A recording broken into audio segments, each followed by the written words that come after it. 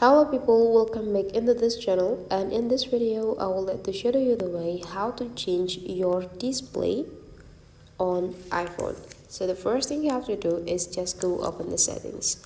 My device that I use today is iPhone XR, so you just need to open the settings, and right after that go scrolling down until you found the display and brightness right over here. So you just need to click them.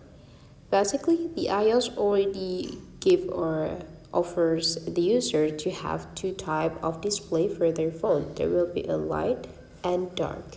They will be like in the top side or in the top boxes in the appearance. So if you want to have a dark mode or dark display, you just need to click the dark. So every color on your phone will gonna be in a dark versions or mostly in a black.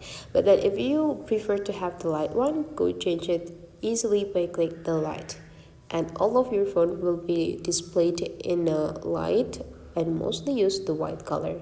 So after you done choosing the light and dark, you just need to go back and it's already done and finished.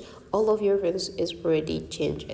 So that is the way how to change the display on iPhone. Hopefully this tutorial today is useful for you. Don't forget to leave some comment, like and subscribe into this channel, and I will see you for the next tutorial.